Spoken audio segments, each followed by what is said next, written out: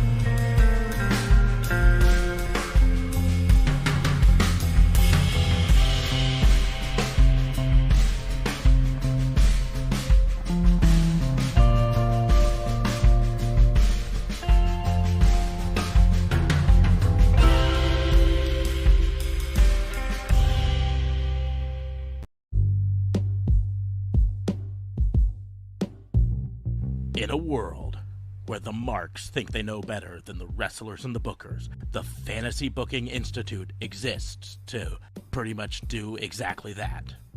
This is a visit from the FBI. Welcome to another episode of the Fantasy Booking Institute, your weekly dose of pro wrestling fantasy booking. I am your host, Detective Mark Smarks, and I am joined, as usual, by my partner in crime fighting, District Attorney Vincent Kayfabe. What's going on, man? How are you? There he is. There we go. Hey. There we go.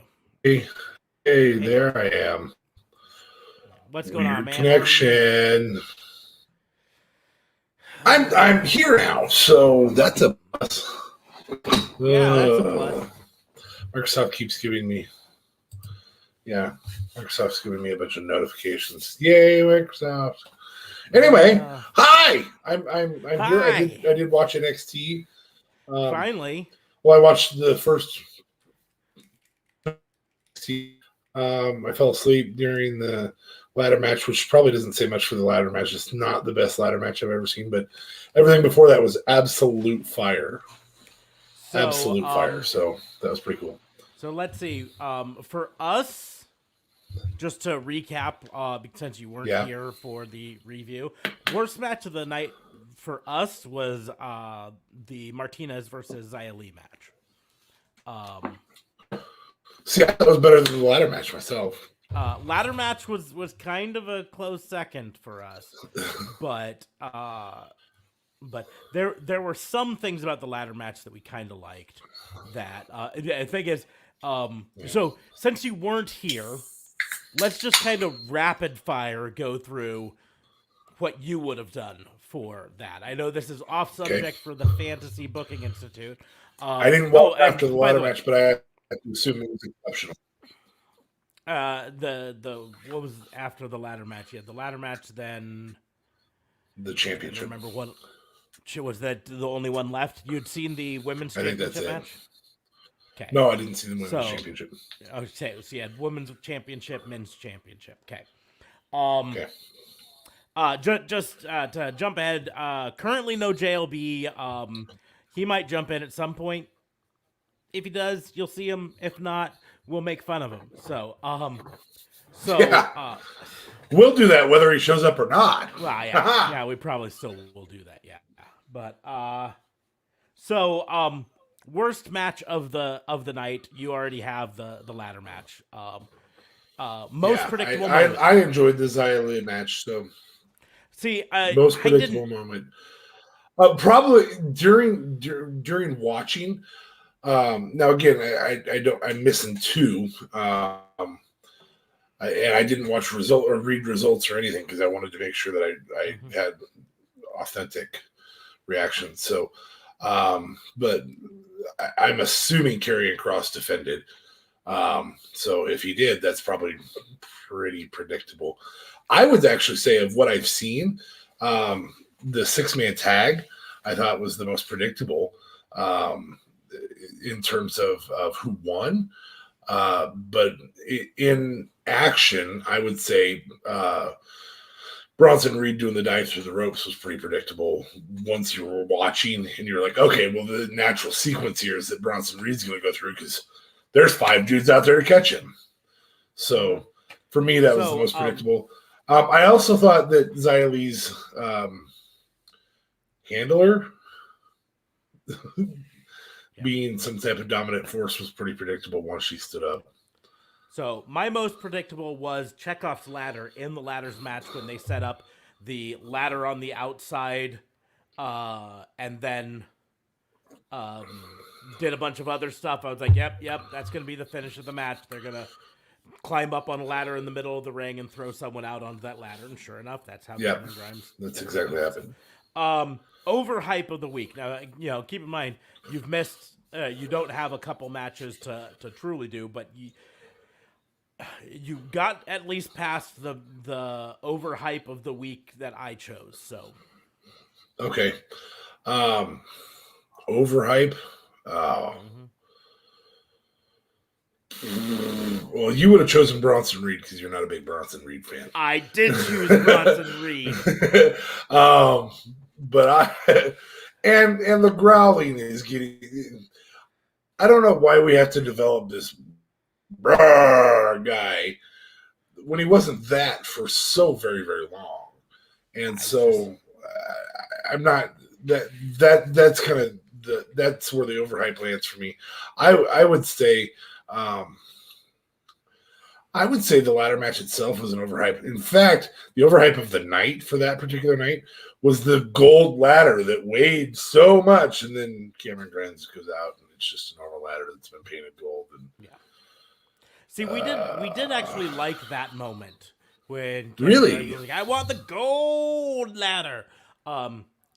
We disagreed on who should have won. Well, we disagreed with NXT on who should have won it. But we felt like they're probably. I think Cameron Grimes should have won. Yeah, I think Cameron Grimes should have won. But they are telling a longer storyline since you haven't watched NXT tonight. And I haven't watched all of it, but I've watched enough to spot this part. Let's just say more takes place in the $1 million belt situation. What I really wanted was Ted DiBiase Jr., this to be the introduction of Ted DiBiase Jr. back to WWE. That's what I really wanted. I wanted him to come interfere, climb the ladder, and take the title down. The kid can wrestle. He wasn't booked right before, maybe with his dad on the mic for him. His real biological dad on the mic for him. Yes. It would have made a difference. I mean, it's one of those things that I said this about some of the other in that generation, the legacy. Curtis Axel is a perfect example. Yeah. They try so hard sometimes to not follow their father's legacy that they go the wrong way. So, well, and you think about it, like Randy Orton didn't follow Cowboy Bob, other than that they were both heels. Sometimes that works. Sometimes it's actually quite a bit like Rocky. Probably has better mic skills, or maybe was given more freedom with the mic at the time. Yeah.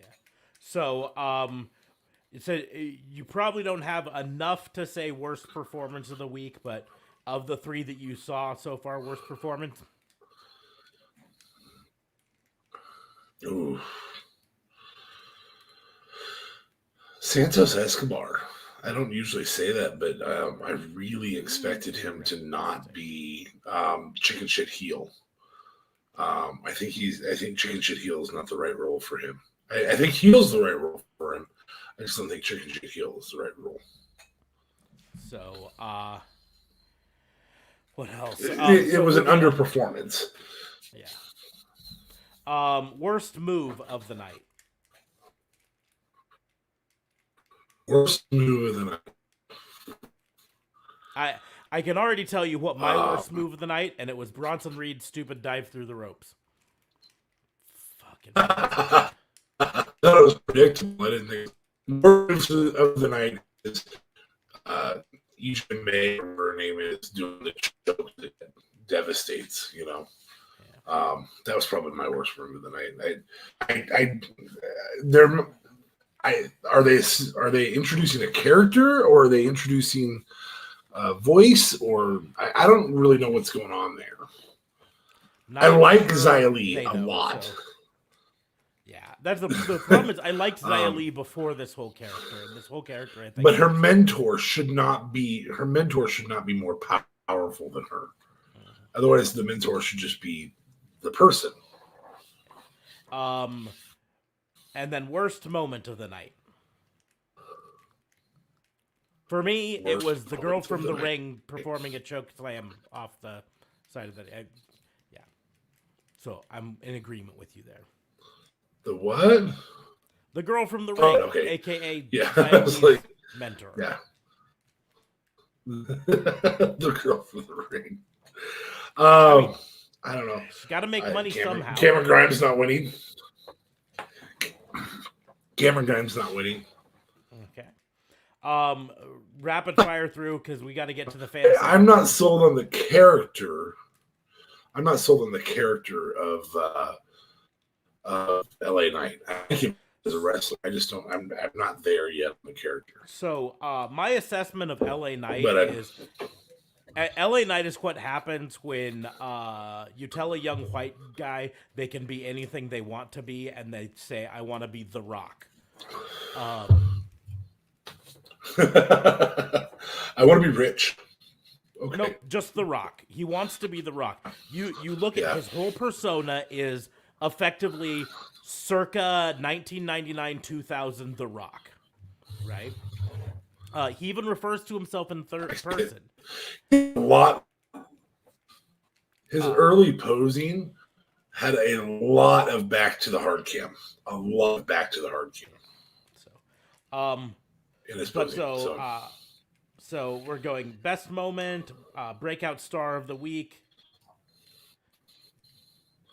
I can almost guarantee the best moment happened in the championship match. I can almost guarantee it. That you had 5 dudes who were studs there. Breakout star of the week. LA Knight. I don't know if that's a good thing. I don't even remember who we chose. I don't like it. I know we disagreed, but best performance of the week. And I'm gonna tell you mine. You haven't seen it yet. But it's William Regal. Karrion Kross. My best performance of the week. Really? The term performance, but best performance of the week is William Regal. Now, you haven't seen. I'm watching it right after this, so. Yep. Okay. You haven't seen the part yet that I'm referring to, but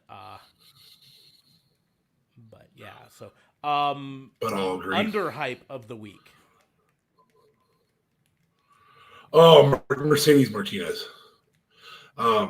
Her avalanche face plant thing, that move that she does as a signature move. I guess I have to say it that way because you can't say finisher now.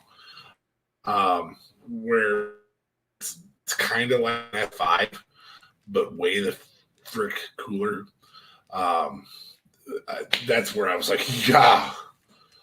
Mercedes Martinez was that she well, she did the match well, she took the bumps well.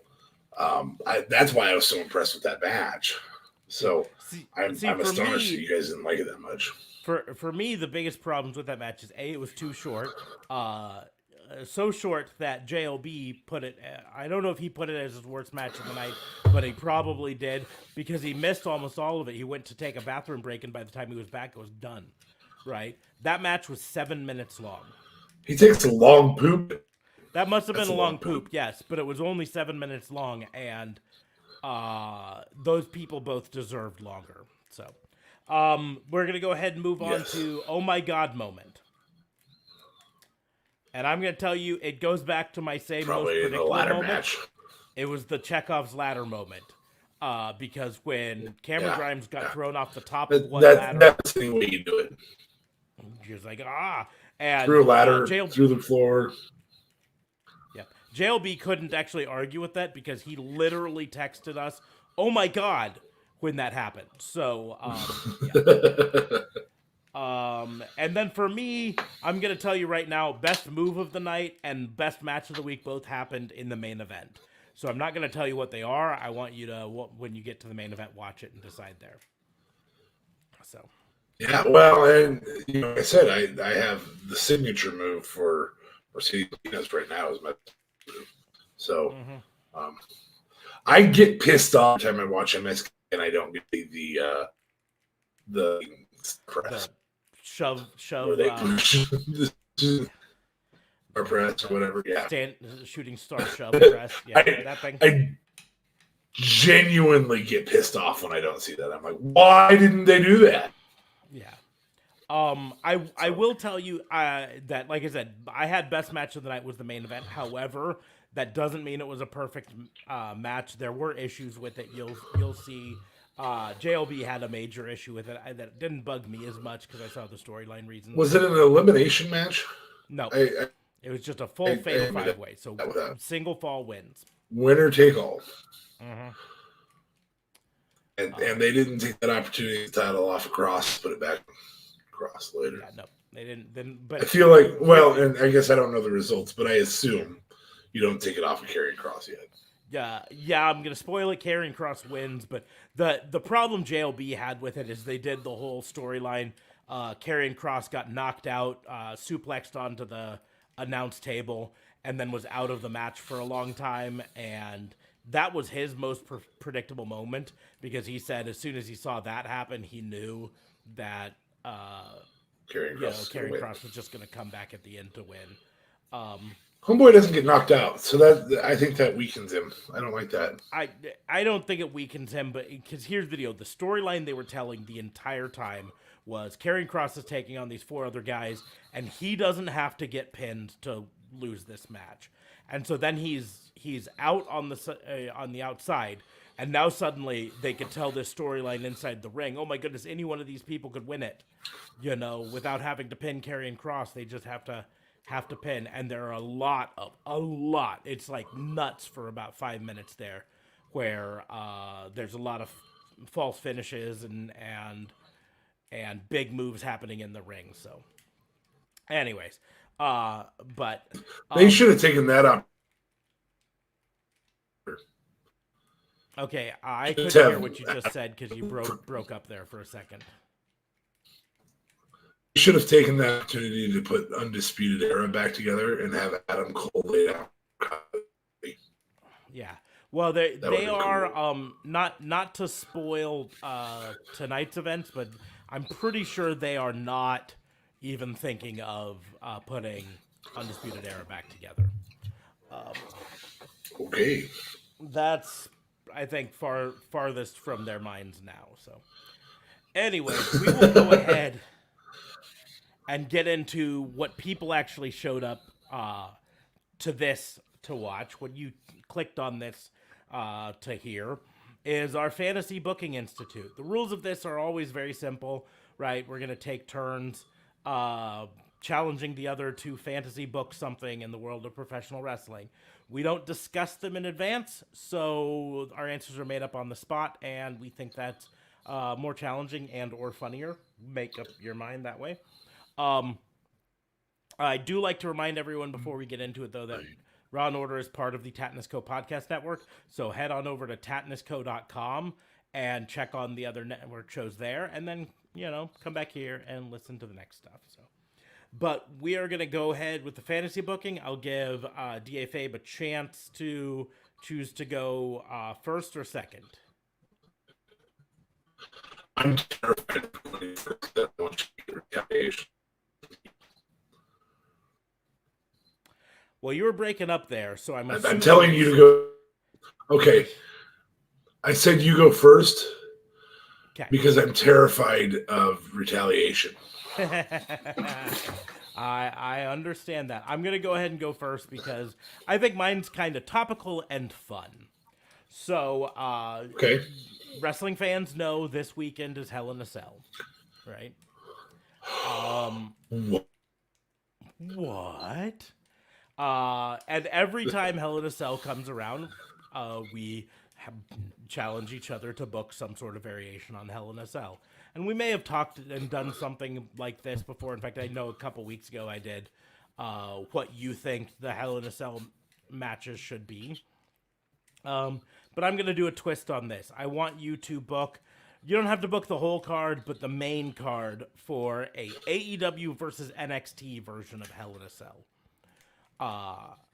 That means at least 2 matches inside Are all the matches?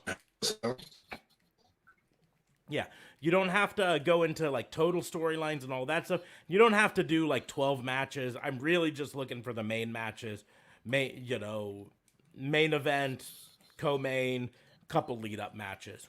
Just what would you like to see at a AEW versus NXT Hell in a Cell? So I'm going to start off with.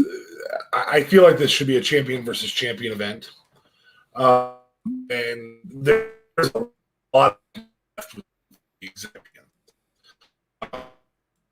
champion. Well, hi. The real idea of SK in the tag.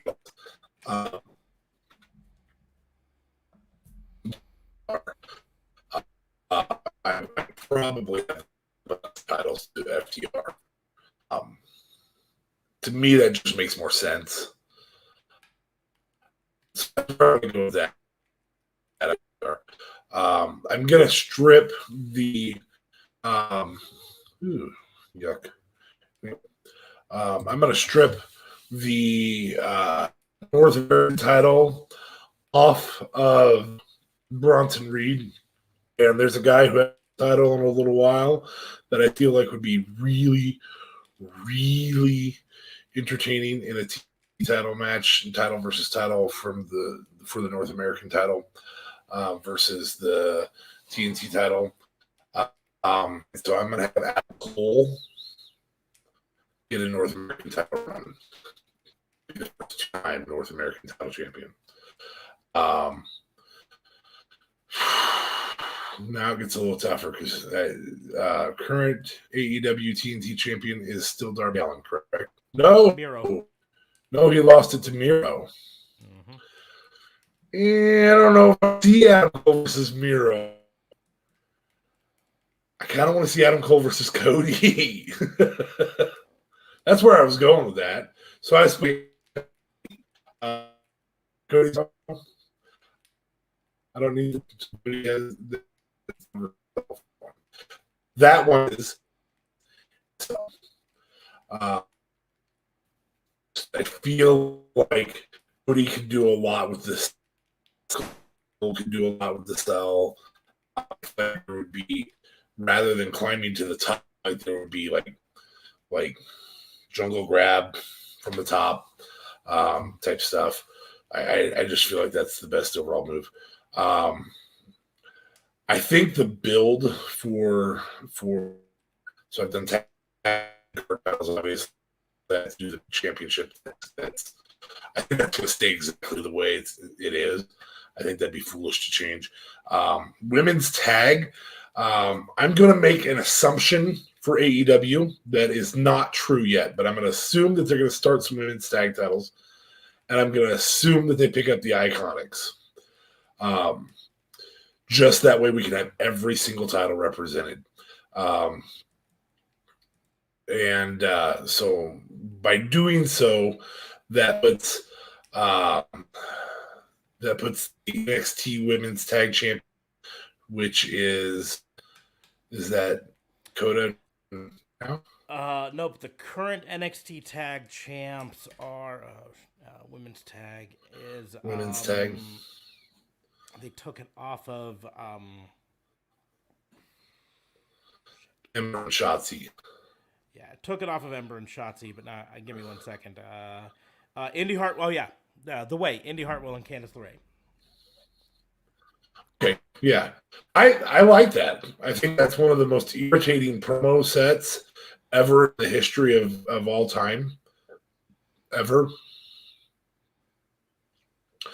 I kind of would like to see Shotzi come back healthy and have the Ember Shotzi versus the Iconics, but I actually think I like the Candice LeRae and Indy Hartwell just for the irritating the promos would just be fire. Man, I don't know if the match is pro. Okay. I know that the Cruiserweight Championship is not there's not a representative. So we're going to go ahead and take the lightweight there. A lot of people are going to assume that Masato Kushida versus like Jungle is a fire match and a lot of fun, and you can do some fun stuff with it. I think the right move there is Kushida versus Darby Allin. You have such different styles. It's just for an absolute blast of a match. I think I also put that one in Hell in a Cell. I put it in Ladder in a Cell. You strap the title to the top of the cell, and that's how they get it almost in an Ultimate X style invention, so to say. Ooh, we must have just actually lost DA Fabe. Give me a second to get him. Let's see. There he is. You moved me out. Back. I didn't touch anything. Okay, you dropped, so. Okay. Hello. So your connection doesn't seem to be ladder the best. Yeah, you were talking about that. Your connection doesn't seem to be the most stable tonight. So, and I know there's some storms happening out near where you live, so that might play into it a bit too. Yes, there is. So, sincerest apologies for that, folks. Anyway, so we got through the cruiserweight then, right? Mm-hmm. I believe you heard that? Okay. Yep. Ladder match. So the as much as I want Finn Balor versus Kenny Omega, which I think would make Smarks just cream. I mean, what? I have I would love to see Kenny Omega versus Karrion Kross. Doomsday Saida versus the V-Trigger. I think they can both put on long matches. I think the interference that would be involved would be gold. I just think there's so much fun stuff that you could do there. That's obviously in Hell in a Cell. But there's open doors for interference left and right there. There's open doors for Finn Balor to come in and devastate them both. You bolt cutters. I'm the original Bullet Club leader, and I'm the rightful NXT champ, and all that stuff. I think that you can just have a ton of build there. You could even do Finn Balor as a special guest referee. How many times did we see that with Stone Cold? You know. So I'm absolutely okay with all of those happening. That's, I think, how I would do that. Okay. Now, do I need to book who wins? Nah, I think we're just fine with the idea for now, at least. We can talk more about that in the future. Like now I know to challenge you to book a feud between Karrion Kross and Kenny Omega, and you'll go. I'm gonna give you a hint back onto talking about the pay-per-view. We can give JLB all sorts of crap because he is not a Karrion Kross fan. Yeah. I didn't freeze. That was just my face. Yeah, I don't get it either. One Doomsday Saida. That's all it takes. Seeing one Doomsday Saida, and you're like, yeah, I like this dude.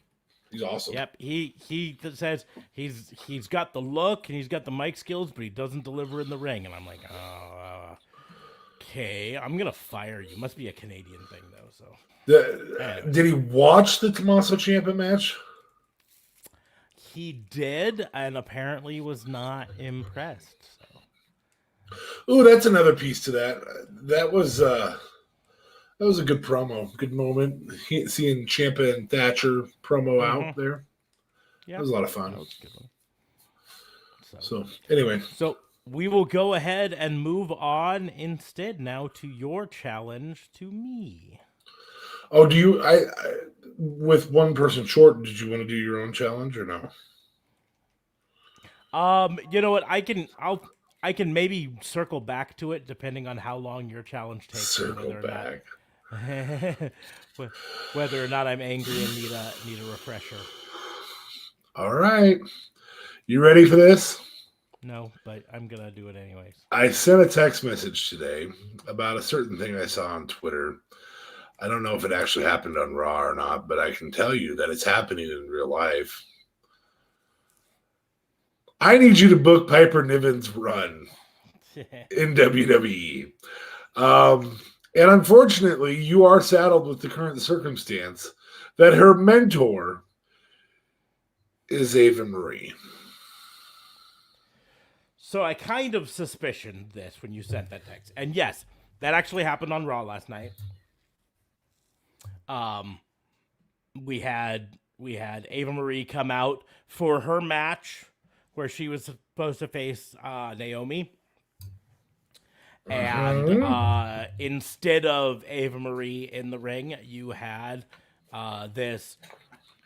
Oh, it's absolutely frustrating the crap out of wrestling Twitter, right? Because the announcer's like, "Who is this woman?" And she's been wrestling for NXT UK for like 2 years. You should know her now. She's been in your company for a long time. We don't know who this is. Who's this woman? But it's Piper Niven, a.k.a. Viper Niven, a.k.a. whatever. They're going to end up calling her now that because I hear reports they're going to change her name. It's probably just going to be Niven. Why not just Niven? Like the report I heard said it's going to be a totally new name, new character.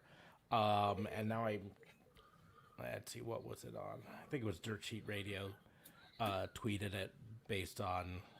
But of all people, freaking Piper Niven, that's who you're gonna have even like just give us an outsider, man.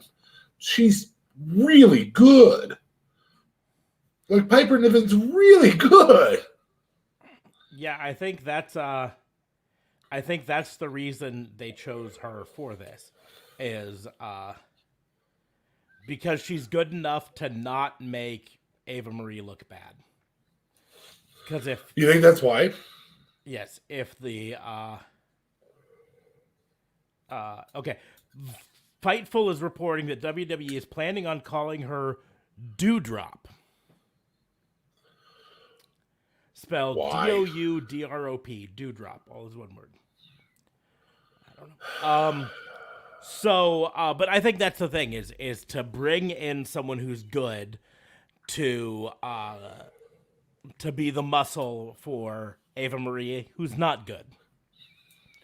I suppose.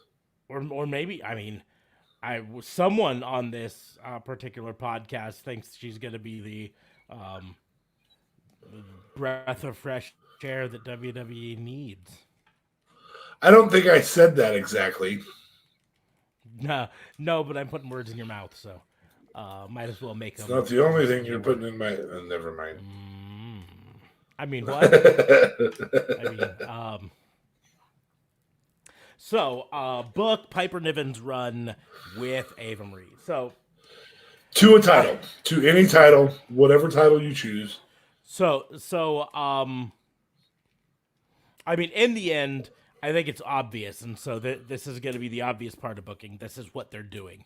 They're going to have her be the muscle for Ava Marie, Ava Marie's probably not going to get in the ring because they officially announced, I guess they didn't, Ava Marie officially announced herself as the winner of that match on Monday night versus Naomi. Even though she didn't get in the ring, Piper Niven got in the ring and just absolutely squashed Naomi, which I like Naomi okay. I like Piper Niven No, you better, don't.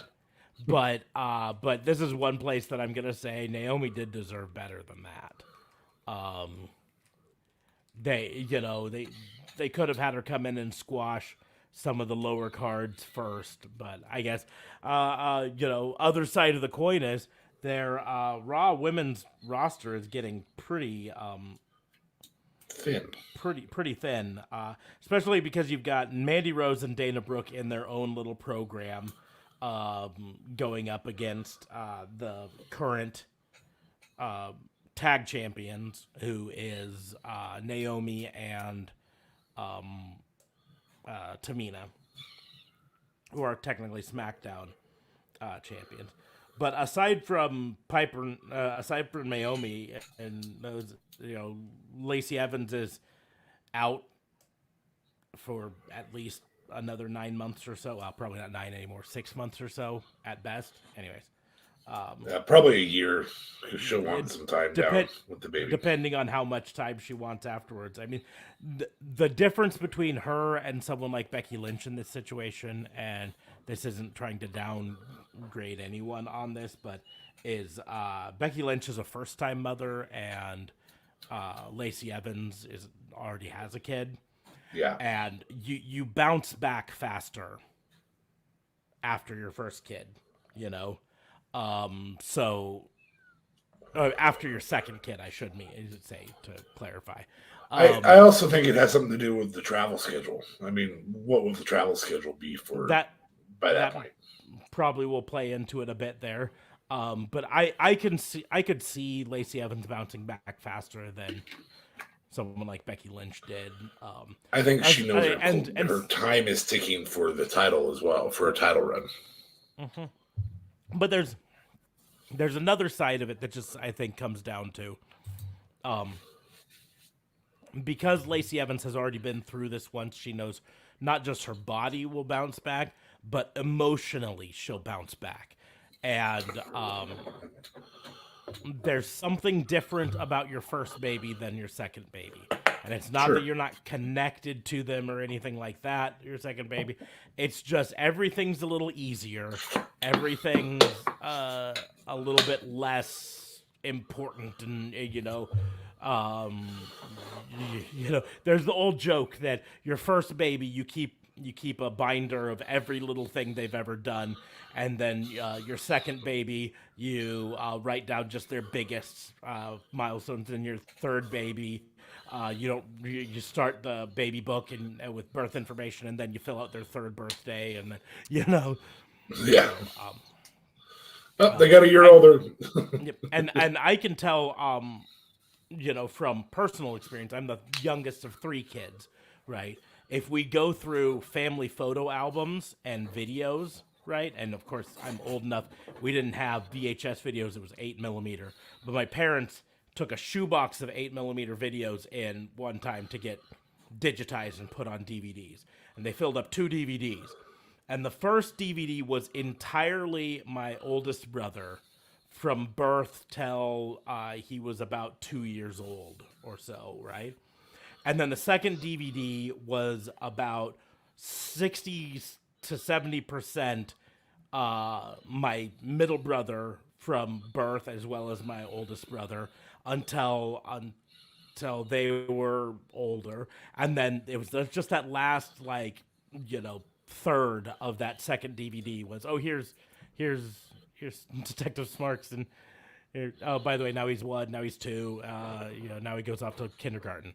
The end. And so it's like, come on. Anyways, I find it odd that your parents actually named you Detective, middle name Mark, and then Smarks. It works out well with your profession. So yeah, it was very handy. Here's the deal: they named me Officer Mark Smarks, but then they promoted me. Oh, that's right. Eventually, I'll be Sergeant Mark Smarks. Maybe Commissioner. No. I don't know. The way you authoritize this podcast, Yeah, I'm going to assume maybe you're already a Commissioner. Behind the scenes. So Piper Niven. So here's the deal. I think the storyline they're obviously telling is that Ava Marie's not really going to do shit. She's just going to stand there, and Piper Niven's going to do all the stuff. And what better way to do it than with the tag belts? Effectively, it's kind of the storyline they started the Shayna Baszler and Nia Jax run with, and thankfully didn't continue because Shayna Baszler is way better than this. But having Piper Niven be the muscle who just comes in and just destroys people, and then Ava Marie just literally just sits on the outside and watches and doesn't even tag in to the match, but eventually they win.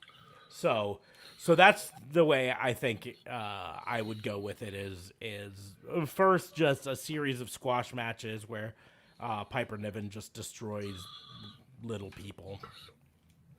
I mean, hell, they're not doing anything with Liv Morgan, so feed her to Piper Niven.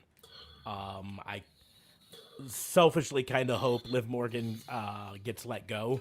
Not because I don't want her to be a wrestler, but because she, in her free time, is training with -1, so she obviously has close ties to AEW, and I'd much rather see her go to AEW, and because I think she'd be legitimately a star in AEW. But and she could reunite with Ruby Riott, because I'm knocking on, I don't have any wood nearby, knocking on glass that Ruby Riott goes to AEW. Anyways, so well, and the other piece is maybe she joins her fiance because he's going to go somewhere. Maybe, who knows? Last I heard, Mr. Dallas, Mr. Rotunda, was already preparing for life after wrestling. He was getting his real estate license, and just going to focus on developing a career in real estate, which is sad because he's, former NXT champion and way better than what WWE ever gave him. But anyways. Following Kevin Thorne's path. Apparently, yeah. So Piper Niven destroys people. Eventually they go after the women's tag team championships for the main roster, of course. And I think it would be a star-making turn to have Piper Niven almost single-handedly beat Natalya and Tamina, with Ava Marie just standing on the outside. Just go ahead. And I don't think that hurts Natalya and Tamina any more than they already are.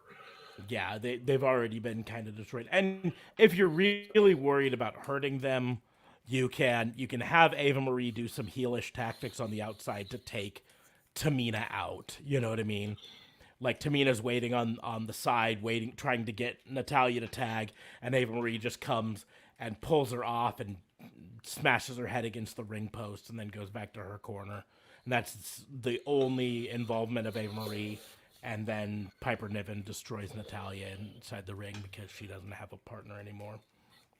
I think they're also a good piece for the breakup of Nia and Shayna. Having Piper Niven annihilate Nia and Shayna just go and walk off. I mean, they did have Nia get at least the visual loss to Alexa on Monday night, so that's something. That's something. I mean, she didn't get the loss because Reginald interfered and it became a DQ. So she got the loss by DQ, but there was a visual. Alexa Bliss hit the Twisted Bliss and was trying to pin, and that's when Reginald came in. So, anyways, but the big thing, the thing that has to happen with Piper Niven, to really establish her, is once she's established as a powerhouse, once they've won the women's championship, once they've defended it a few times, she has to turn on Ava Marie. And of course, we're establishing Ava Marie as a heel in this storyline. So it would be a face turn from Piper Niven to say, I don't need you anymore. And just abandon Ava Marie in a non-title tag team match. So Ava Marie has to get in and then gets fucking Samoan dropped by Naomi or Nia Jax or someone, you know what I mean? And takes a safe but devastating bump and then loses. And then Piper Niven can go off on her own and be her own star. Yeah. But if you wanted me to book it without including Ava Marie, then we've got a different story altogether. But I told you were stuck with it. So put a constraint, so I'm stuck with it. I mean, you can book after the breakup. Well, then she just goes on a run. I was like, here, she's still tag champions, and so they book a match, and you expect it to be Ava Marie turning on Piper Niven during the match. But you can have Piper Niven continue to win, even with Ava Marie not helping her. And so now they've told the story before about tag champions who don't get along. Sure. Reluctant tag champions. And so they continue to be tag champions even though they hate each other. Until they eventually lose the belts for whatever reason. And then you have Viper, Piper, Niven go off and do solo stuff. Doudrop. Doudrop. That's a stupid fucking name.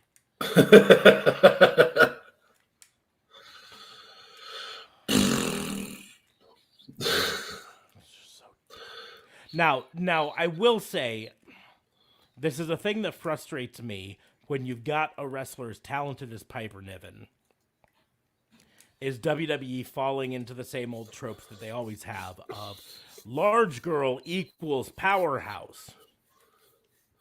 Piper Niven's got some serious athleticism. Yeah, and the thing is, they do the same thing with guys too. So it's not specifically girls, but they do it more with girls, right? For instance, they book Otis as if he's a powerhouse, and Otis's whole thing wasn't that he was a powerhouse; it was that he was extremely agile for a big guy. But that's same thing with Keith Lee. Keith Lee's whole storyline is not he's a powerhouse; it's he's a big guy who moves like a little guy. This is why everybody loves him, and WWE didn't know what to do when he was on the main roster. Yeah, they're like, oh no, he's a big, strong guy. Yeah. No, he can do a Spanish fly from the top rope with another big strong guy. He's big and strong. Put him against Braun Strowman, have him power slam someone. Yeah. So Braun Strowman, who's that? Oh, you're talking about the guy in Impact, Strong Broman. Strong Broman. Did you see the report that came out last week about Braun Strowman? He's denying it. Getting $10,000 a indie show, plus 10,000, over 5 figures per indie show. The reports are having it as low 20s, but that's what he's asking. He's not getting it because no indie booker can afford to pay $20,000 for one star to show up, right? He doesn't have the draw for it. Even if he did have the draw, Joe Schmo Wrestling in Omaha, Nebraska doesn't have $20,000. $20,000 is almost their entire budget for the wrestling event. You know what I mean? Yeah. And they got to pay everyone out of that, and he wants the whole thing for him. There's hey, come to Joe Schmo Wrestling in Omaha, Nebraska. Main event is Braun Strowman versus just Braun Strowman. That's it. He's gonna power slam a broom. He can put on a valid match against. I'm as good as Kenny Omega. I can put on a match against a broomstick too. Yeah, he's gonna have to wrestle both Invisible Man and Invisible Stan. If you haven't, Get on YouTube sometime and look for Invisible Man versus Invisible Stan. It was a match at some indie show, but it's absolutely hilarious. It's not what you call a great wrestling show because it's breaks the kayfabe a lot with it, but the entire match is just the referee in the ring reacting as if he's watching a wrestling match going on, counting near falls. And early on, they have a table set up in one corner, and the table's gimmicked in a way that at one point towards the end, it cracks in half because one of the people was thrown through the table, and then the referee's able to count the 3 fall and everything. But an entire wrestling match that you can't see the wrestlers. Commentators are involved, I assume.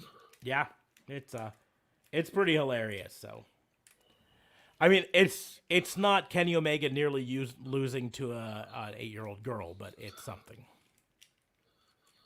She might have. Anyways, but that's how I would book Viper Piper Niven. Do you have an idea how you would book, or do you not want to do your own challenge? I mean, in fairness, I didn't do my challenge, so. I mean, if you'll do your challenge, I'll do mine. Okay. Because we're only at 40 minutes of actual talk time, but we are going to do NXT or AEW Impact in ROH. So it's up to you. I mean, I would nearly do exactly the same thing. I disdain the idea that Ava Marie is going to in some way, shape, or form teach somebody. At the end of the day, like I said, she may have worked on her ability to perform in the ring. A good quality ability to take a bump would help her. So it's going to be about the same. It's going to be a slow but dominant rise to the tag title picture, probably by I'm going to assume by not SummerSlam, but God, I hope they don't do it by SummerSlam. That's way too early.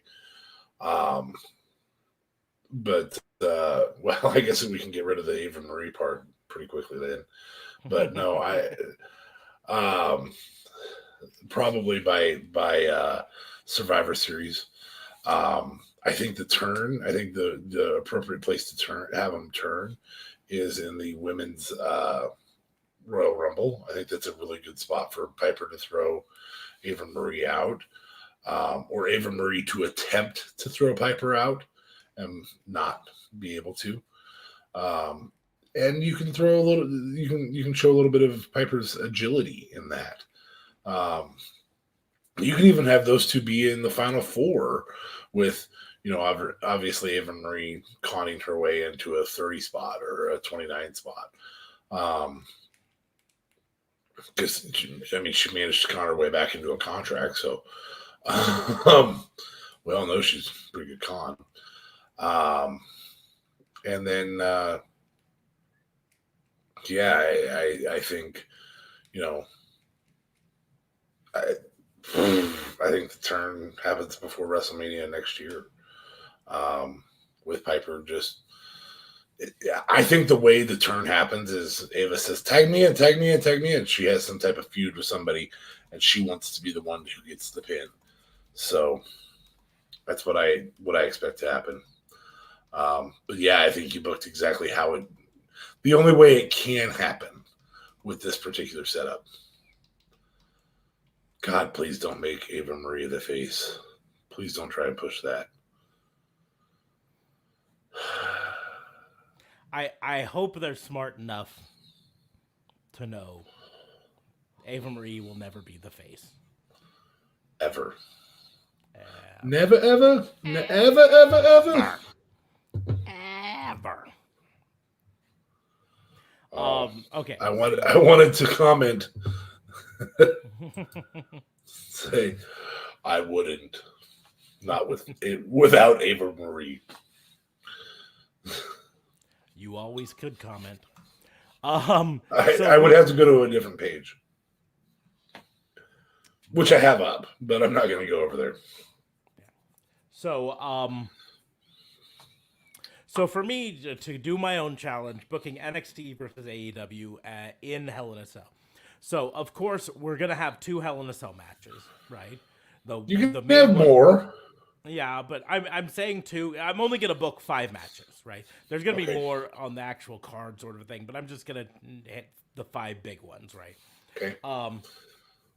The main event, of course, is gonna be a Hell in a Cell, and that's gonna be champion versus champion, just like you kind of did. That only makes sense to if you're gonna do a thing.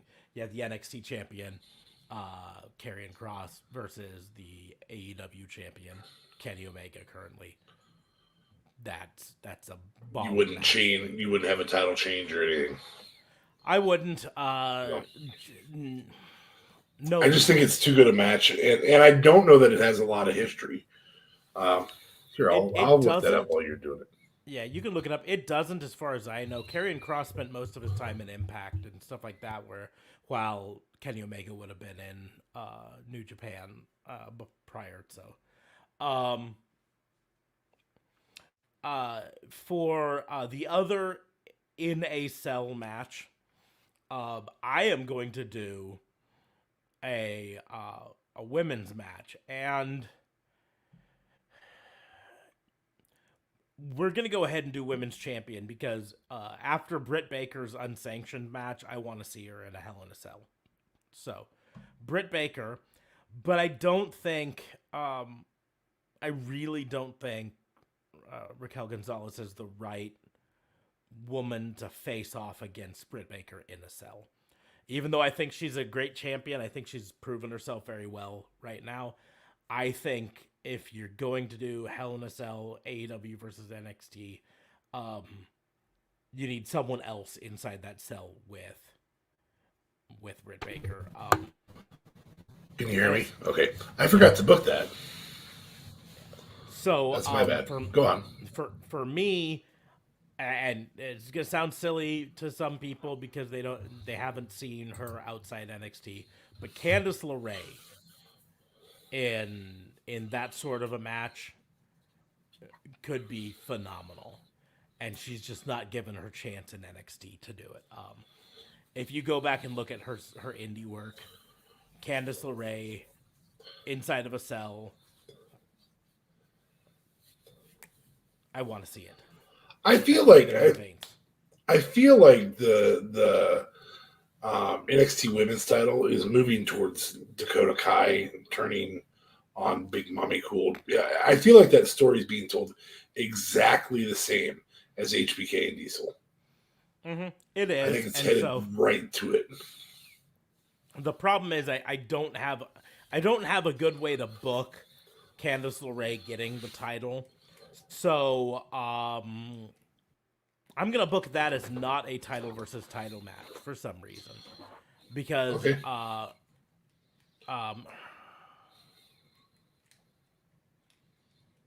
or do we do it?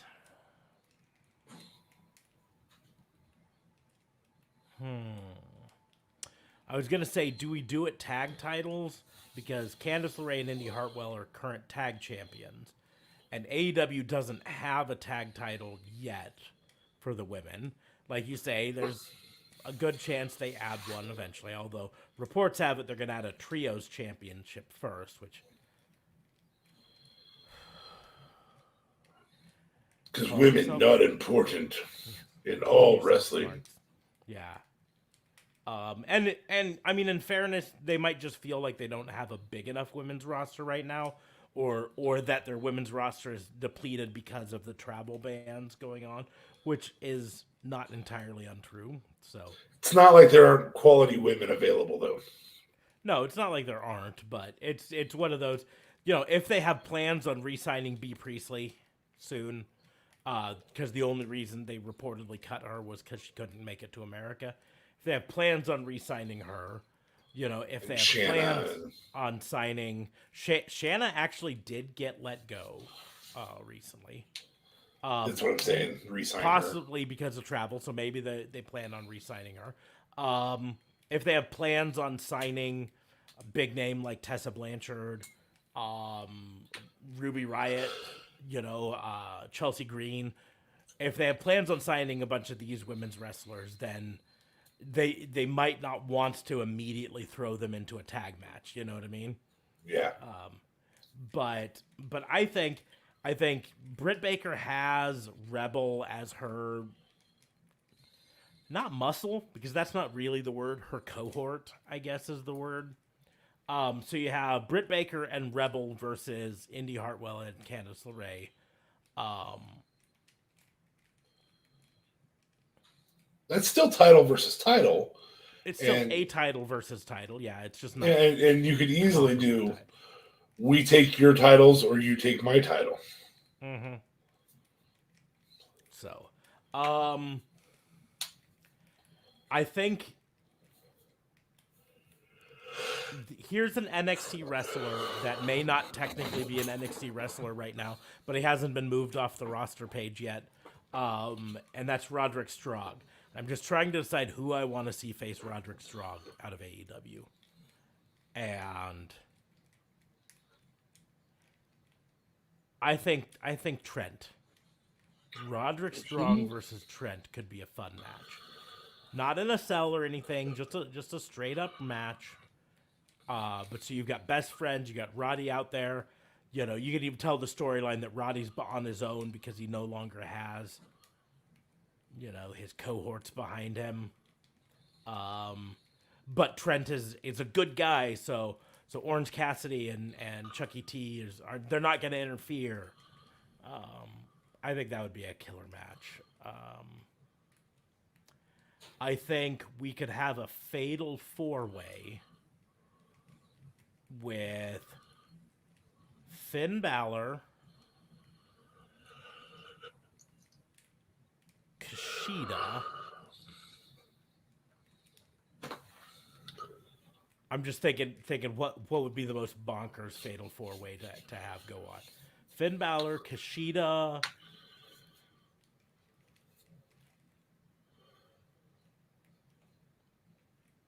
Darby, and who is the most flip-de-doo on AEW's current roster? I'd make this based on the names you've said, most over Fatal 4-way. Who's the most over? True. And then you just throw Jungle Boy in. You're really just trying to find out who's the most over. Yeah, Jungle Boy's flip-de-doo enough that might be the good one to do. Jungle Boy might be a good choice. Could get there. It'd be a lot of fun. I just was debating, or do I want to have Hangman Page in there? Ooh, Finn Balor and Hangman Page in the same ring. That could be fun. With Darby and Kushida. My God. Yeah. I think I'm going Hangman Page. He's a better performer than Jungle Boy. Yeah, as an overall. I'm not trying to take away from Jungle Boy at all, but no, he's more seasoned than Jungle Boy. I'm gonna let you keep going. I'm gonna take a quick timeout. Little boy's room. So I know it's live, but you got 2 more matches to book. So I'm gonna fill some time. So go ahead and go. While he's gone, I'm gonna talk about Bo Burnham's Inside. You really got to watch it. That's a totally off topic of wrestling, but it's stuck in my brain. So, let's see. So I already did two Hell in a Cells, and then actually I've done 4 matches, so I only have 1 more match to do, but that's fine. We're gonna do a women's battle royal. I think that's the way we're gonna go. So it's gonna be 20-person women's battle royal. The NXT wrestlers that are going to be in it, 10 on 10. we are going to have Xia Li, Tony Storm, Shotzi Blackheart, Saray, Casey Catanzaro, Io Shirai, Ember Moon, Dakota Kai. This is gonna be way too many. We're gonna hit Frankie Monet in there, and Caden Carter just to keep it there. So those 10 versus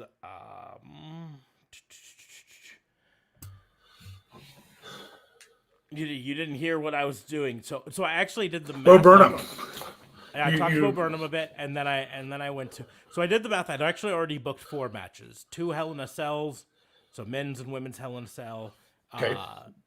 Trent versus Roderick Strong, and then the Fatal 4-Way, right? So that's 4 matches. So I only have 1 more match to do. And so for this one, I am doing a 20-person women's battle royal. What? 10 women from AEW, 10 women from NXT. It's a way to get a lot of people on this show. So, like I said, Xia Li, Tony Storm, Shotzi Blackheart. I'm actually going to change because I think I didn't do Mercedes Martinez before, so I'm going to do her. Casey Catanzaro, Caden Carter, Io Shirai, Ember Moon, Dakota Kai. We'll go ahead and stick Raquel Gonzalez in there as well. Ooh. And then from AEW, we've got Chris Statlander, Hikaru Shida, Priscilla. God, I'm totally blanking. I almost said Priscilla Kelly, which she's not in AEW. She's in NXT, and I actually did not put her in this. Penelope Ford. That's who I was thinking. I actually have to.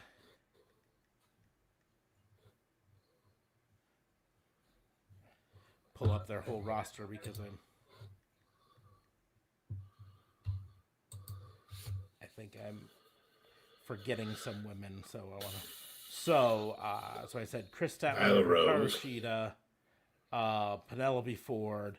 We're gonna hit Tay Conti, Red Velvet, Big Swole, Allie. Now, would it be Allie or the bunny? Yeah, the bunny. She'll be the bunny because that's what she does. Jade Cargill, Layla Hirsch, and did I do Red Velvet already? Maybe. I don't think I did. So Red Velvet. Okay. Just because I'm a big fan of, if you're gonna do a big crossover thing, let's highlight the women versus the women. I think Battle Royal is a great way to highlight women, and get a lot of women out there in public eyes, but not make any of them look bad necessarily, right? You can have Penelope Ford eliminate Io Shirai, and it doesn't bring Io Shirai down, as long as you let Io Shirai look good prior to it. You know what I mean? And women like Io open the door for I'm setting up for a high flyer move. Oops, I got caught. Exactly. So but that's how that's your match. That's my 5 matches there. Okay. We are going to go ahead and move on to our game that we play every episode, AEW, Ring of Honor, or Impact. The rules are simple. I'm going to give 3 current WWE wrestlers that DFA has to relocate to one of those other 3 promotions, and then he's going to do the same back to me. So, first round, the choices are Jackson Riker, Reginald, Dominic Mysterio.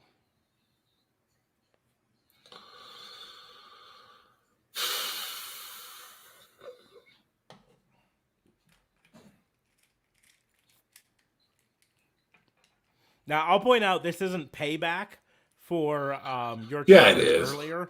Yeah, it is. Because I decided on this before you had your challenge. So mine was payback, preemptive payback. Yeah, yours was preemptive payback. I still was shitty with this because I specifically chose 3 wrestlers that I knew. I mean, I don't have a clue what Reginald can do. That's the hard. I mean, he really is the wild card here. We know Dominic Mysterio needs some training away from his dad. We know that he needs training time and mat time, and so he needs to not travel. For that reason, I think he's going to Florida instead of Tennessee, and I think he's going to be in ROH. Not that I think in Tennessee you could get that, but the travel schedule is much more difficult for Impact when that time opens up than it is with ROH. So I don't really. Yeah. Jackson Riker can wrestle. He said some stupid stuff in his past. I'm not one to hold somebody's past against them forever. So for that reason, I suppose Jackson Riker. I think he fits in with the Dark Order. I think he fits in as a role there. He's certainly built like a wrestler. He can wrestle okay. It's not. Am I expecting a CM Punk level match out of him ever? No. But he's not the worst wrestler in the world. So I'm probably going to have Jackson Riker go to AEW. And if I've said it once, I've said it a dozen times.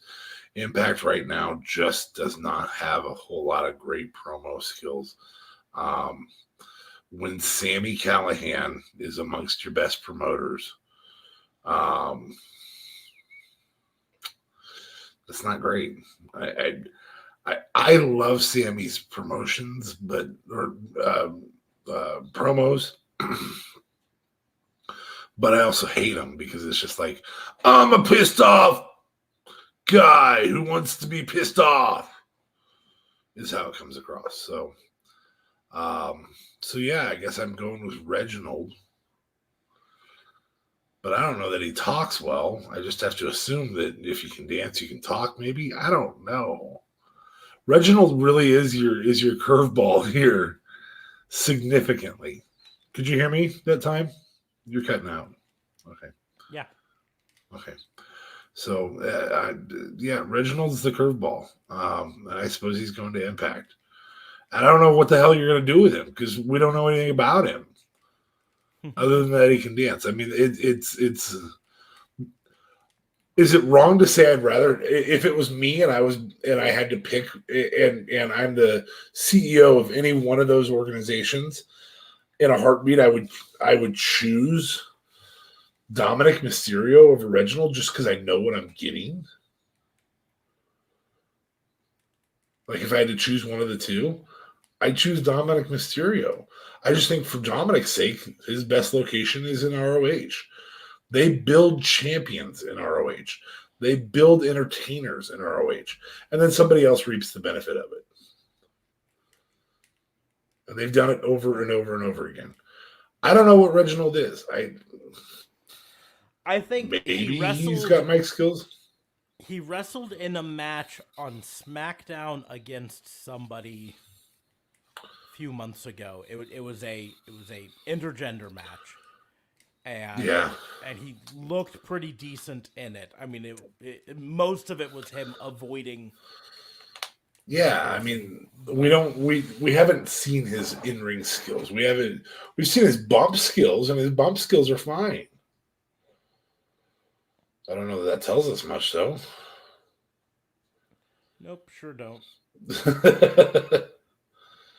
Which, speaking of, that's why now I'm gonna do this because I'm like he's got to have wrestled somewhere, right? Let's go to. You're gonna go to independentwrestling.com.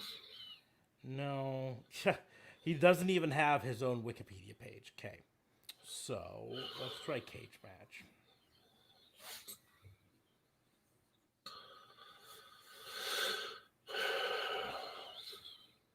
I know what I'm getting with the other two. Like, I'm getting supporting characters. I'm getting one. I mean, if I'm Tony Khan and I'm picking, I probably don't pick Jackson Riker. I probably pick Dominic Mysterio because there is a ton of potential there. And I think Jackson Riker's he could be number 12. So he wrestled against Sasha Banks in a solo match. And then he wrestled against Tamina. And then he wrestled against Shayna Baszler a couple weeks ago. But here's the thing. I find him on Cage Match, and those are literally his only fucking matches ever. So how's this guy even show up? That's what I'm trying to find out. He doesn't even have any indie matches? Akeem Young. Yes, no indie matches. It's interesting. I'm gonna have to look for Reginald a little bit more to figure out. If I were to guess, I would guess he was like a gymnast who tried out for the Performance Center and got signed, and that's it. So. We don't know. We know he can dance. That's what we know. We know he can take some bumps. That's fine. He can dance when he want to. He can leave his friends behind. But if they don't dance, I had Dominic go to ROH because that's the best move for him. But if I'm drafting them, Dominic's at the top of that list because there's the most potential there. It's just anything to get him away from his dad. Yeah, the thing with Dominic is we know he can be taught. He just needs to try to not be his dad. This is the opposite of a Ted DiBiase Jr. situation. Yeah.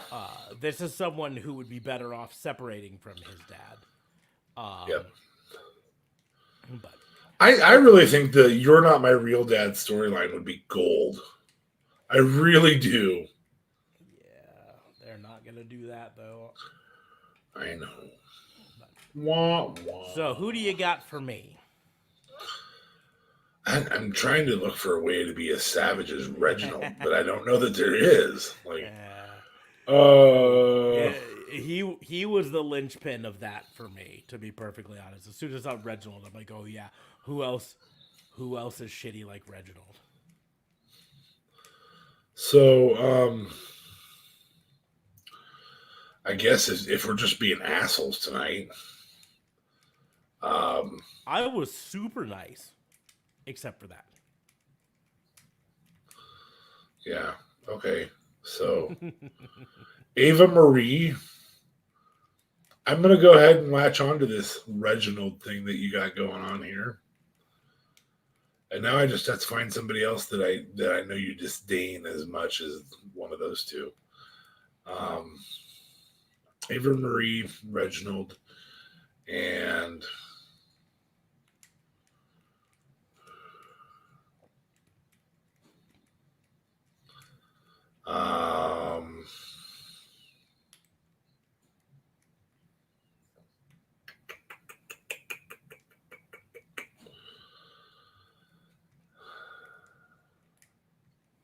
Bronson Reed.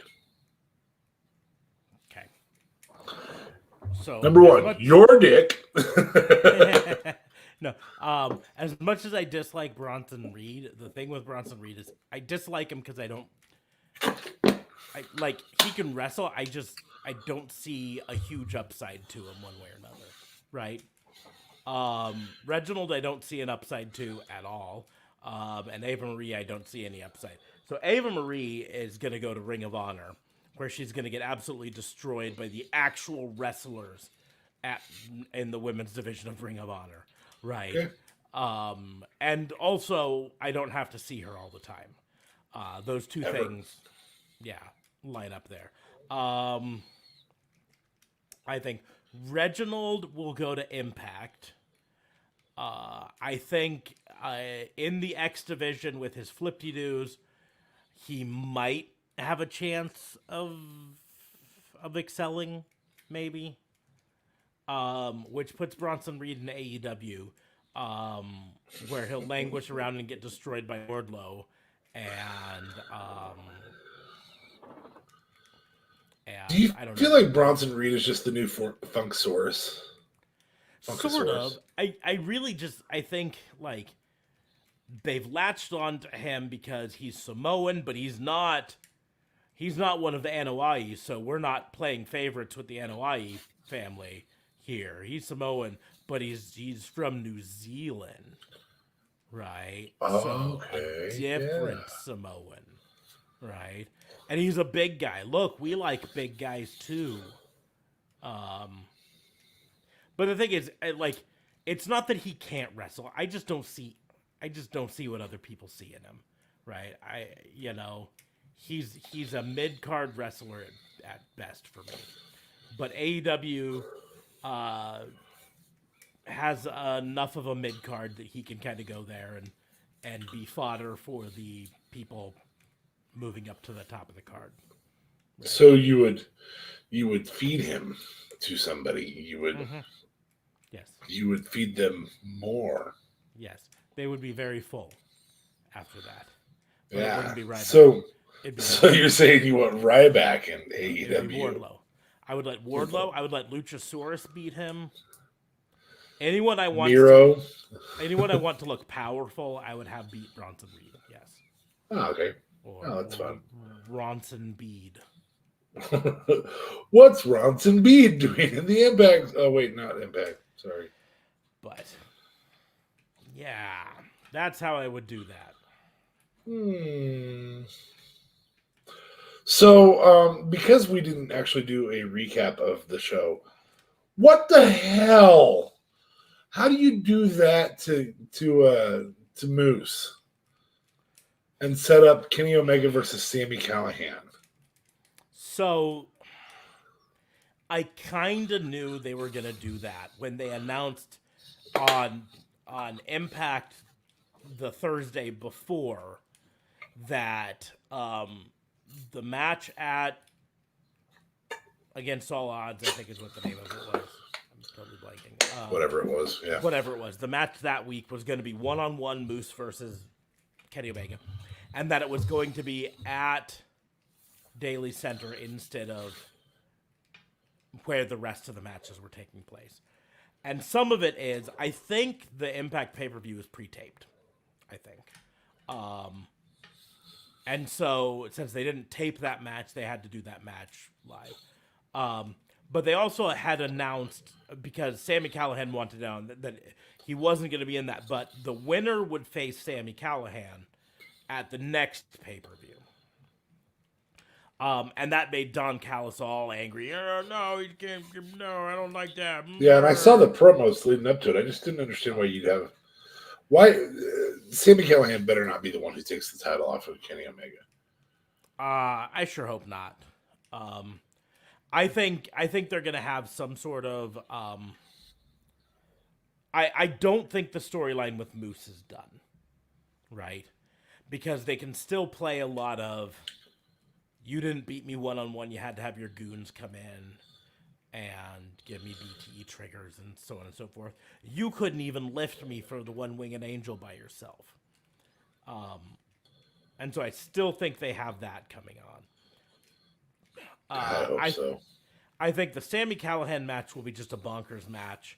But because it'll probably end up being a no-holds-barred sort of match, which Sami Callihan excels at.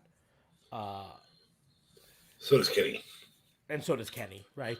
But that leaves a lot of openings for interference.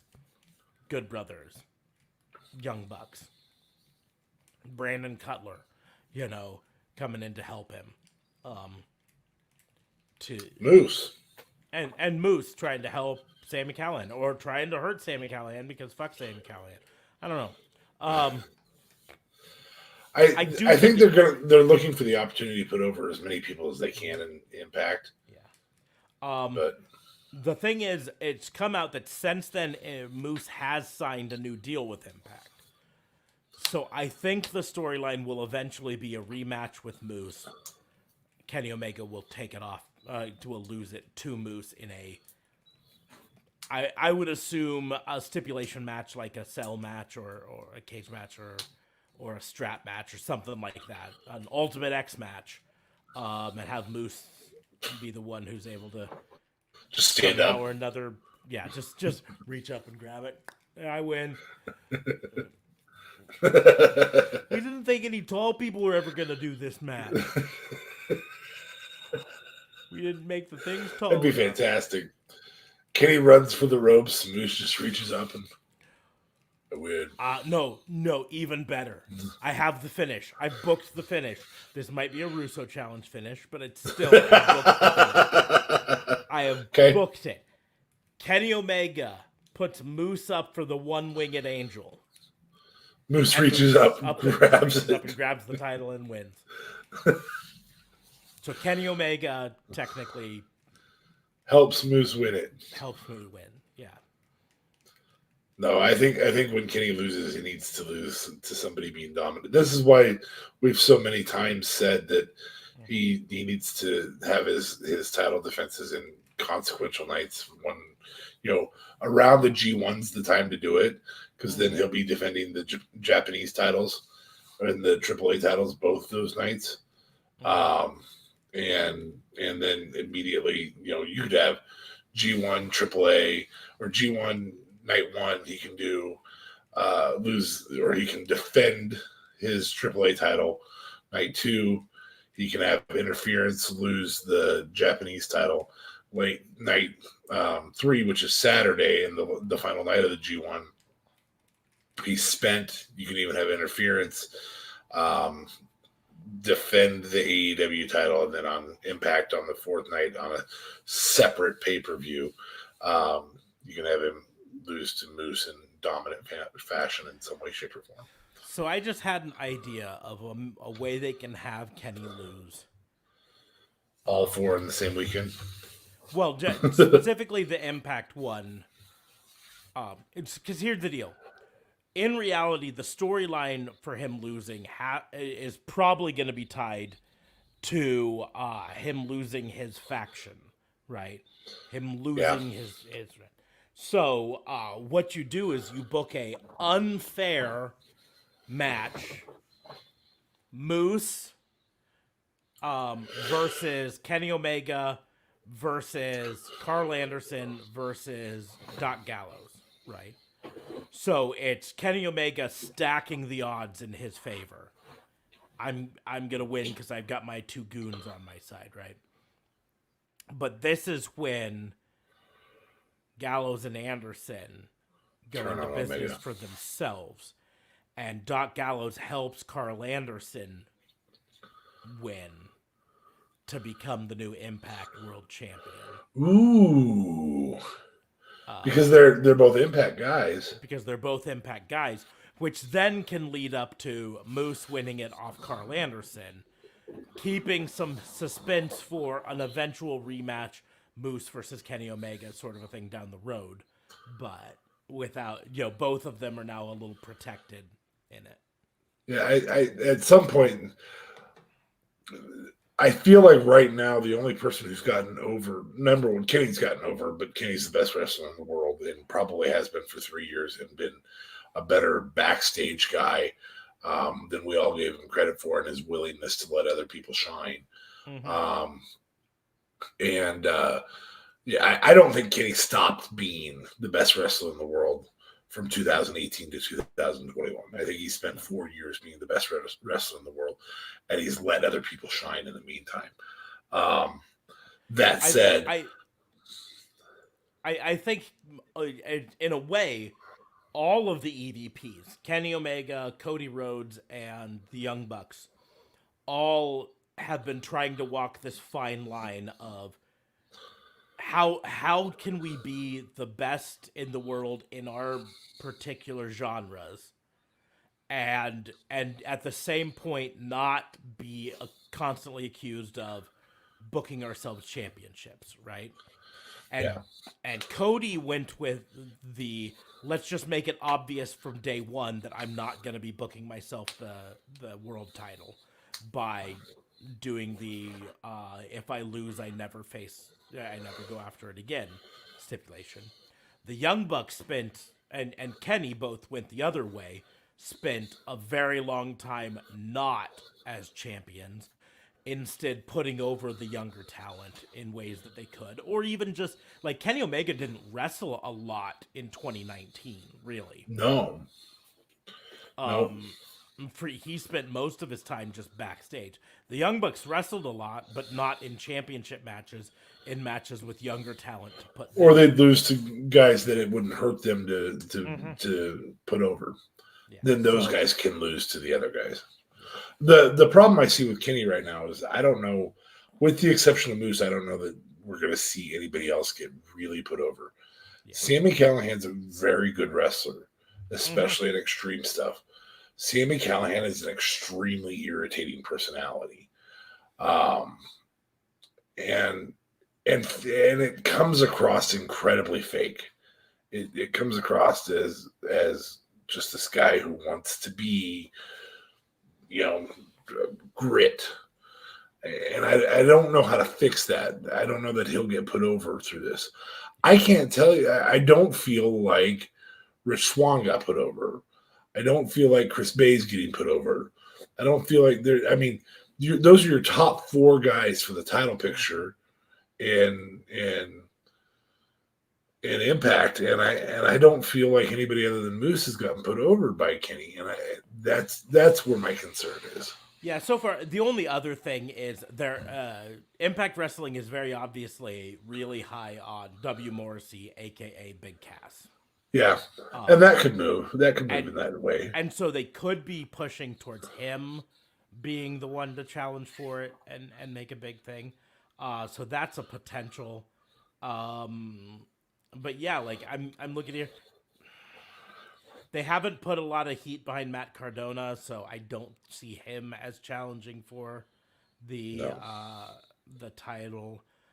Josh Alexander is currently the X Division champion, which I think he's good enough to be world champion, but I don't think they're gonna move that way just yet.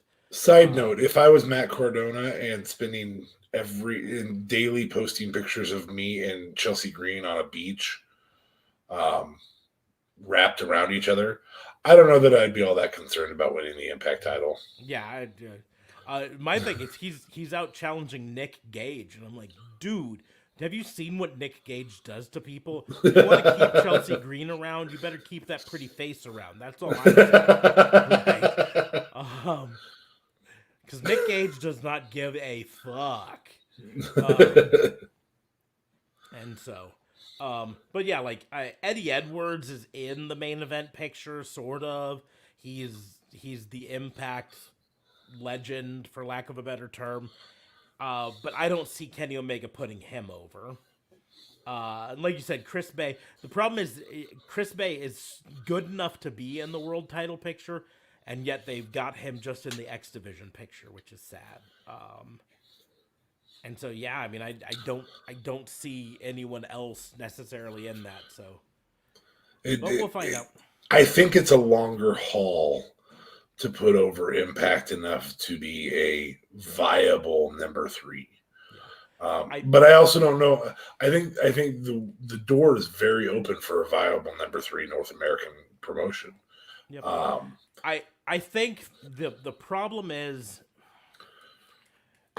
this is a criticism I have for AEW, and I get it. I've seen the Chris Jericho interview where he talks about this. The problem is so far this partnership with Impact Wrestling has been a one-way street. Yes. It's been entirely taking place on Impact with almost no real crossover on AEW. Yes, we've had Gallows and Doc Anderson Gallows and Anderson. Yep. on AEW, but that hasn't been putting over Impact. That's just been them dicking around on, you know. I do hope that the Sami Callihan thing is going to lead to some Impact for some NXT, not NXT, AEW invasion sort of a thing. Because the whole thing afterwards is Don Callis fired Sami Callihan, which I don't know how he still has the power to do that, but it's beside the point, right? So now you have Sami Callihan, who's a air quotes free agent and can do whatever he wants. So do we see Sami Callihan on AEW this week? If we did, that would be the storyline to tell. Right kind of character to come out of the crowd too. So come out of the crowd, do a whole Sandman, kendo stick and everything. Yep. Yeah, kendo stick and everything. I don't think they're gonna. Maybe not the music. Yeah. Yeah. Although it would be absolutely epic for Sami Callihan and Sandman to come out together just one time. What a great coaching setup. That actually works. Buddy. Two dudes that I could give two shits less whether or not they're in the ring because their characters are like cheap knockoffs of really entertaining characters. But I think that works, believe it or not. I think that really works. Mm-hmm.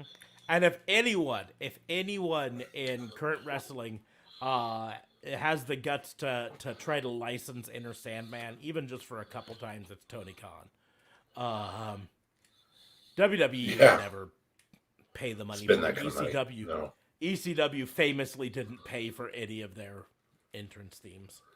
But Tony Khan would be like, listen, we want to license it just for X number of appearances. That's it. Yeah. And maybe you don't play that part on television. That's fine. Mm-hmm. Or maybe you do once. But that would be and to be like, oh, you've got your your goons. You could have all the ECW originals. I mean, Dreamer's still wrestling. Yeah, Dreamer's still around. He's actually an Impact wrestler. He's an Impact contract. So, have him come out. Not that in a heartbeat RVD would show up. Sabu, I think, has passed, if I remember correctly. No, he's still around, I think. Let's look this up before I...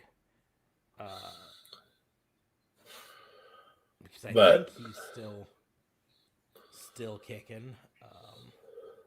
I don't know that... And it also depends on what kind of shape he's in. He's 56 years old, but as far as I know, he's still actively wrestling. Sabu? Yeah.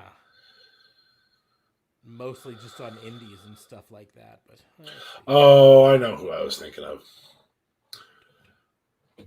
Murderer who shall remain nameless. Oh, New Jack? Yeah. Yeah. Yeah. Well, we don't have to keep him nameless because he can't track us down and kill us anymore.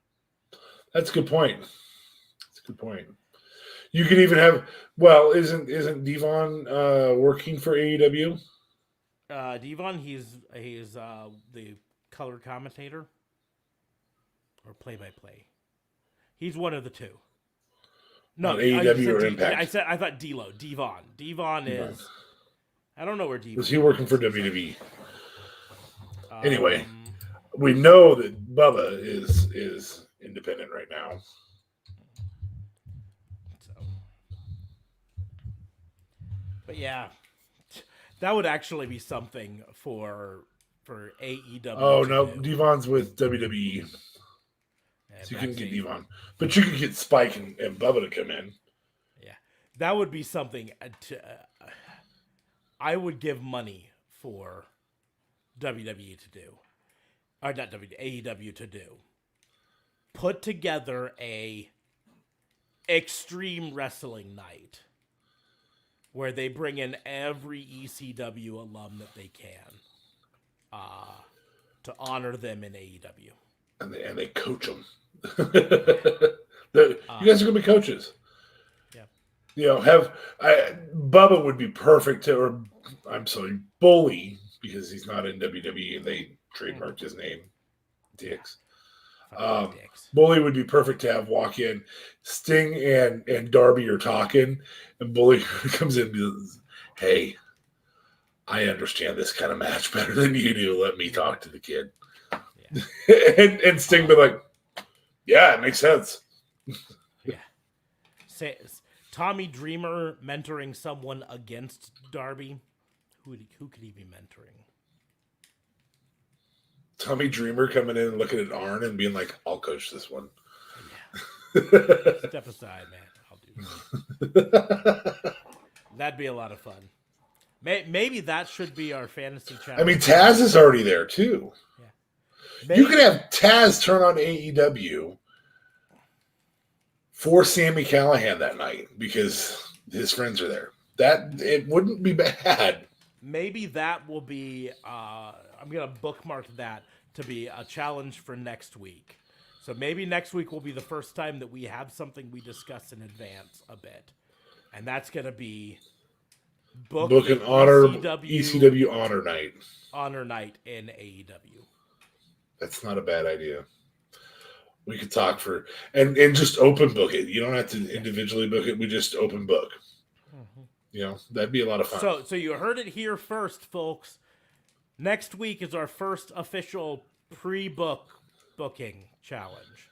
And JLB will still come in the same way we do normally. Yeah. He's still gonna be like, so what I'm gonna do is, and then he's gonna book something for 5 minutes, and then he's gonna change his mind and do something else. Imagine Francine coming out and telling Britt Baker how to wrestle. Yeah. Here's the deal. What you gotta do is no. maybe she gets left out. No, Francine needs to be there. It's a big piece of history there. Jeez. Come on. But anyways, we are going to go ahead and start to wrap things up because we got a lot to think about for next week. And then this week, we've got Hell in a Cell to think about. So yeah. Make sure to check out all the links in the doobly-doos. It's all down there. Where's my hand? Right down there. The doobly-doos are below. We got our Patreon. We got our merch store. We got socials. All of that isn't going to be in the links below. You can check us out on our live stream. If you are not already subscribed to our YouTube channel, subscribe to that. Click a like, thumbs up on this video if you liked it. If you're here for the live stream, thank you. If you're just watching on replay, thank you for that as well. But give us a subscribe there or a follow on Facebook because we also do the live stream on Facebook. So you can click that follow button on Facebook and get notified when we go live there. We're going to be doing live streams every Sunday night at 10:30 Central and Tuesday night at 10:30 Central. The only times we're not going to be at that is going to be if a pay-per-view runs late. At which point, it'll be late. So, but yeah, so check out the links all in the doobly-doo. Make sure to follow us on social media. You can follow me at Raw and Order WBU. It's right there. You can follow DA Fabe. At DA Vincent K. Fabe. Oh, wait, the at part is at DA Vincent K. Fabe. Yep. You can follow JLB wherever the fuck he has his stuff. Oh, you can follow him at Real Talk Radio 8, don't you know? That's actually the whole thing. Yeah, that's it. Real Talk Radio is the brand. That's all we need to know. But thank along with 900 other stations in Canada that say Real Talk Radio. Yeah. I'm surprised he's got 8 because there's a lot of Real Talk radios, but Yeah. But yeah. Oh, yeah. But we're going to go ahead and close the book on the Fantasy Booking Institute. Thank everyone for joining us, and we will see you soon.